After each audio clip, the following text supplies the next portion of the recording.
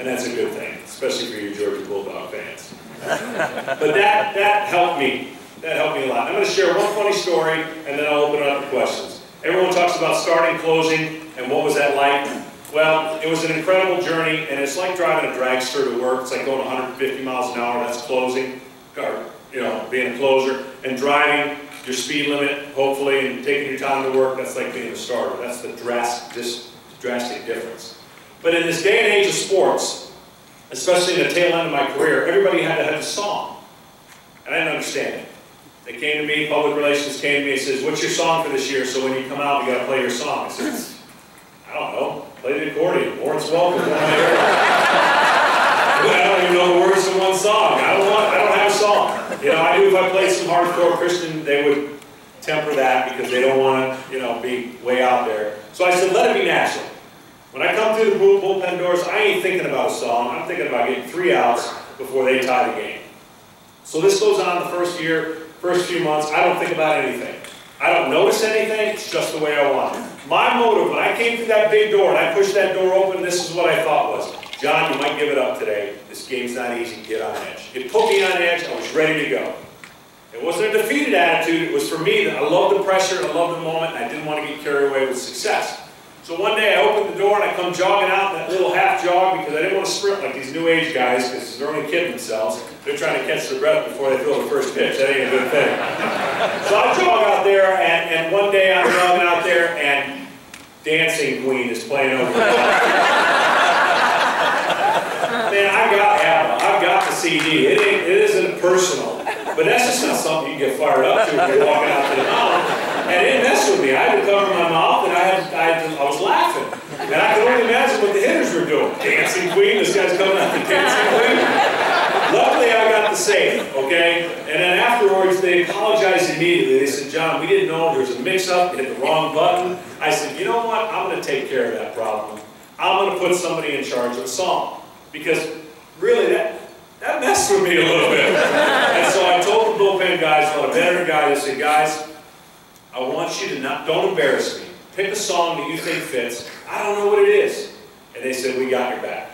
So I'm getting ready to get for the game. They're in the dugout, or in the bullpen. They go, wow, wait till you come out tonight. Wait till you see what we've got for you. And I went, great. That's the last thing I want to think about is a song before I go to pitch. Well, hence Thunderstruck by AC/DC is playing when I push to open the door. Lightning bolts, thank you for Beyond Q. And the place goes nuts. Maddox runs in the clubhouse, turns the TV on as loud as he could, and that's what stuck. And for a guy who didn't care, I started playing a little DJ about halfway through. I threw Star Wars theme song in there before Thunderstruck hit.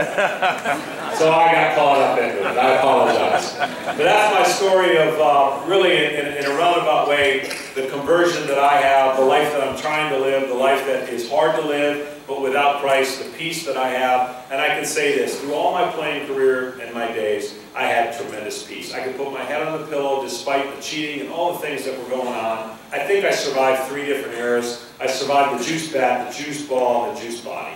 And I think one of the things that is so discouraging for me is that it doesn't still reach a point where people have said enough. We're getting closer, but science and everybody, I mean, I hate it for Lance Armstrong to life for 14 years. Who's next? And the fan and the spectator of a great sport. As an athlete, you have more responsibility and awareness to what you're doing than anybody else. And it's a great venue that has gotten a little solid. We can turn it around. And I hope in every effort that I can with a young player, a young Brian McCann, a young Jeff Francoeur, to teach them the right way. Because the one word that I love more than anything that my kids are tired of hearing, the difference between bitter and better is one tiny vowel. And I choose to be better than bitter. And I encourage you all, in your walk and in where God is searching for you and you are running through some tough times, it ain't too tough for God. I learned to give that backpack of junk that I used to carry. And I used to carry. And I just said, it's yours. And it's the greatest freedom that I've ever had. I appreciate you listening to this story that I'm sure will have its twists and turns as we walk out of here. And as I say every time I speak, don't trust my words. My words may fail you from a man's standpoint, but check it out for yourself.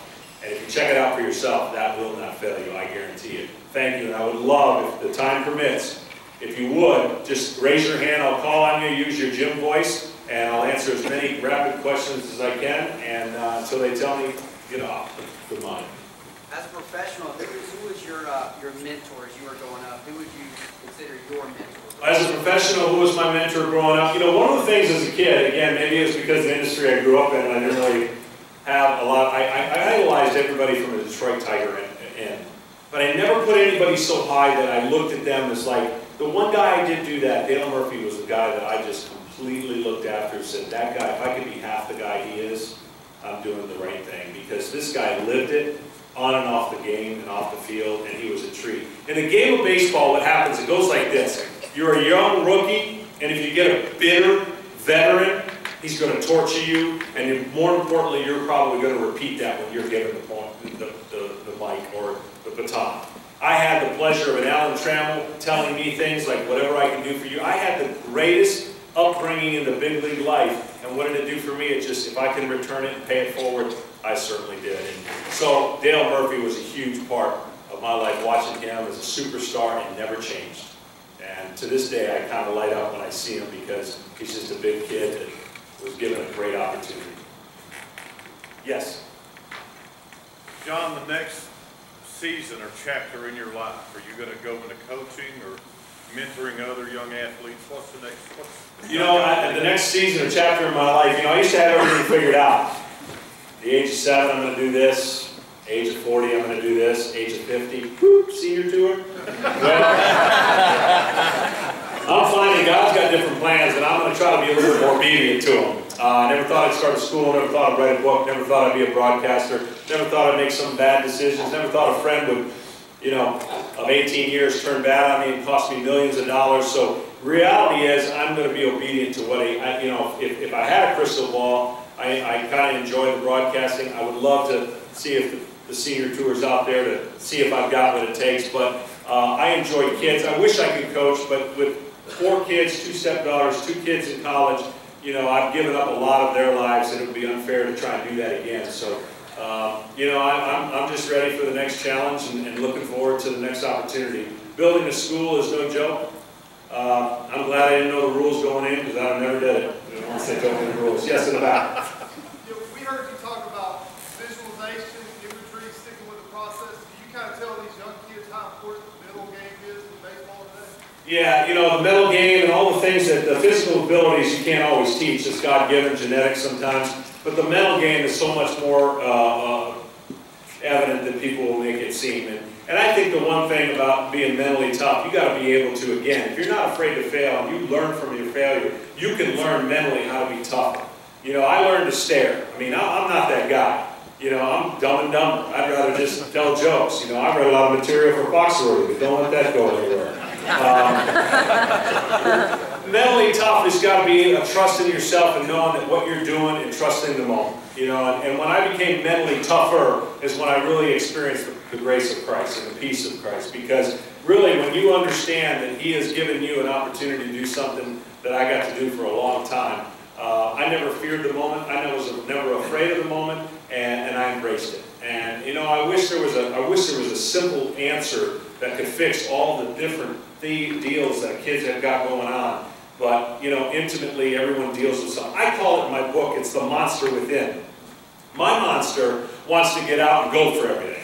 Wants to reach every par 5 and 2. Wants to take the risks. I got to learn the good and the bad of that monster. I got to tame that monster. I got to understand my strengths and weaknesses. Sometimes we don't have a good reality of our own strengths and weaknesses, and we need that accountability of somebody else to go, hey, let me tell you something, bro. You don't have much hair up top. What do you mean? What do you mean? No, you really don't. I mean, we need people to keep us accountable so it helps improve and give us that mirror, you know?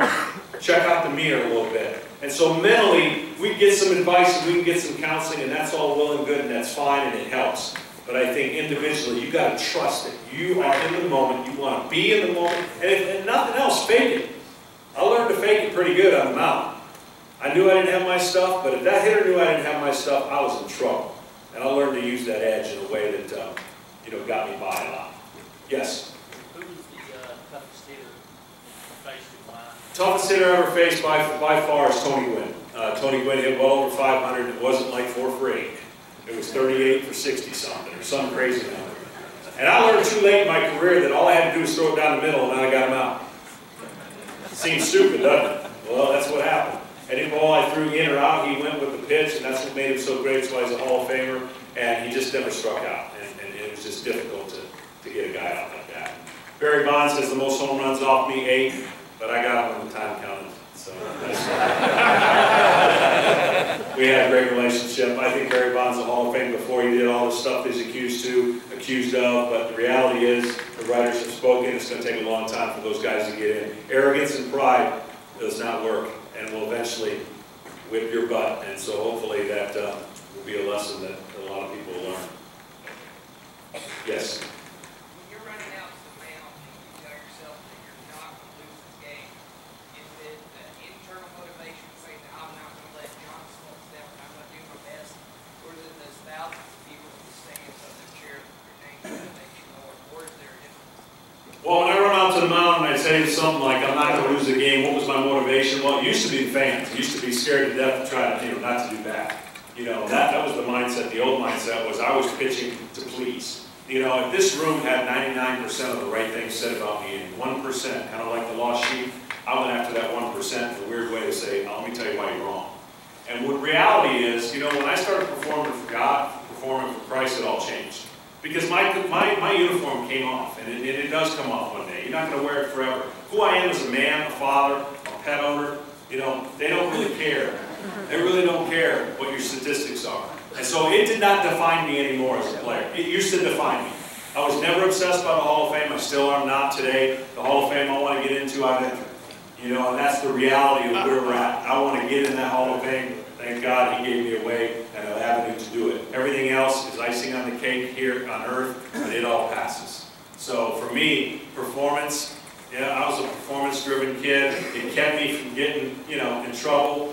Got a lot of A's, but I had to work my butt off to do it.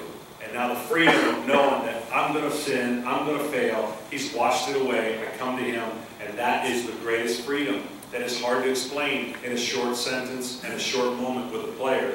You got to let them see it, you got to act it out, you got to live it, and you got to have it with humility.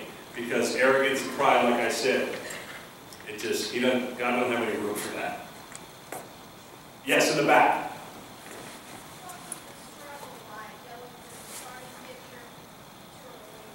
What was the struggle like going from starter to reliever? It was the greatest challenge I've ever had in my life, short of the surgery that I had to come back at the end of my career. Basically, it's like it's not learning how to pitch all over again, but the whole routine's different. I'm a very, my friends would call it, patience is not one of the things that I'm blessed with, let's just say that. I'm working on it. And never ask to have patience, because you're going to be tested beyond belief. But to give you a simple answer, when I started, it basically was a week of, a lot of people think starting pitchers are like pastors. They only work once a week. That's not true. There's a lot of preparation that go in. Any pastor will tell you the same thing. It's like a lot of work goes in for a Sunday service.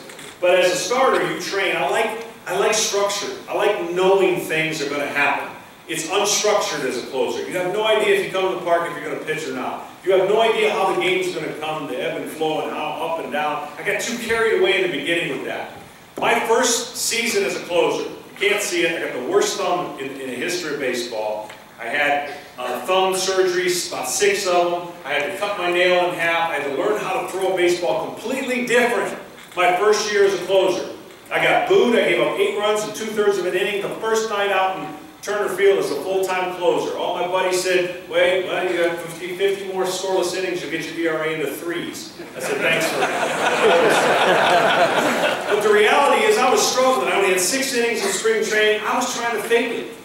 And if you'd have told me that year I'd had 55 saves, I might have had to check you in to someplace, because there's no way. But I learned so much through that. The struggles and the pain and the this ain't worth it and all the things that I learned, that you have to be in the moment and ready to do and learn and embrace that challenge, embrace that change. It would have been easy to play it safe. Matter of fact, the greatest commercial still to this day, in my opinion, is the one with the easy button. How many people would just like to push the easy button? It just seems that's the way out. And it's not. And the challenges that I faced that year were so far greater that no one would ever understand, that I had to overcome something internally to embrace failure, because I had no upside. I had been very successful as a starter. And then all of a sudden, the frustration was in 1 year, I undid 14 years of starting. Everybody said, see, this is what he was meant to be. See, this is what's going to get him to the Hall of Fame. And I got used at an alarming rate that created 2 more arm surgeries. And the reality is, for us to be a better organization, to win a championship, which I desperately wanted to do, going back to the starting rotation was going to be the best avenue for it. And hence the story of coming back. And it was a journey. I didn't set out to set any marks. I didn't do anything. I didn't do anything to create a gig. You know, I wasn't trying to make the Hall of Fame by being the only player to ever do something like that. I wanted to be the best teammate that I could be, and the opportunity to win superseded anything else selfishly that came along the way. It's an incredible rush. I enjoyed coming to the park thinking, wow, I got a chance to help the team in about 80 different games versus 35 as a starter. But then when the playoffs came, I was in no position to determine whether I could pitch or not. It's real frustrating.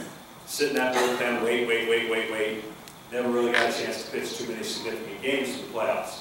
And that's where it became an obsession to get back. We got time for one more question. You guys have been awesome, asked some great questions. Go right here. What's the most embarrassing moment? Man, I've had too many. I mean, this 20 stitches in my forehead, if you heard the story, it would be the most embarrassing moment of trying to show somebody a basketball move in an office and I hit the door frame, jumping up in the air. That's pretty stupid. My wife wouldn't even tell the real story. I wish she would, because she said I backed into the door frame. How can you do that?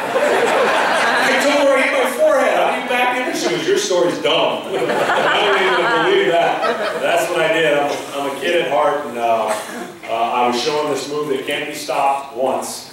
And I hit the door frame, and I was at MLB Network, and I had to go on the air the next 2 days. I looked like a beluga whale with my forehead way out front, but I embraced it. And this is a scar, like they said, you know, just like Christ, and just like our journey. It's not a scar of imperfection, it's a scar of healing. I like that, so I'm going to go with that. Plus, I'm going to have to have a lot of makeup every time I go on TV now. But as far as the baseball, there's a lot of those moments, you know, embarrassing things that you do. I mean, there's times where I give up a home run, the umpire throws the ball back, you try to quick snatch it with your hand, and I missed it, hit me in the forehead. You know, that's why I give you a glove. But everything I did, I tried to make light up, and I tried to learn. I love to learn. I grow by learning, and I'm serious. Tension in everybody's lives. Let me just change the word tension for you and create opportunity. Tension creates movement. Movement away from God, away from something, or movement towards something. I would encourage you all to move towards the issue, embrace it, let God work through it. He may not change it, you may not get your answers, but I can promise you, you will learn more having to experience outside your comfort zone. I'm a big outside the comfort zone guy. If you play it safe and stay in your comfort zone, you're going to know what you know and stay where you're at and never get better. But if you get outside your comfort zone in your workplace, in your school system, in your teams, you'll embrace the opportunity to be better than you could ever imagine. And I'm telling you, I lived it. I got a chance to play on the nationwide tour, and I bombed. I shot 87, 88, and I've never done that in my life. And I had to embrace it, and I got on Face the Nation and all the different things, Sports Nation. I got on every interview, and I tell you what, they let me have it. And you know what happened at the end of the day? They were more impressed that I showed up afterwards than the fact that they remembered I shot 87, 88. But you know how many people say they could do something and never do it? I learned a ton having gone through that. It was embarrassing, it was humiliating, and sure, the emotions of driving home says, that's it, I'm giving up golf. You gotta go through that. I just don't give into it. And I'm one of those guys that believes big and dreams, and if you put everything into it and passionately pursue it, I think you'll be successful. Thank you. I've rambled on more than I should have. Your time is valuable.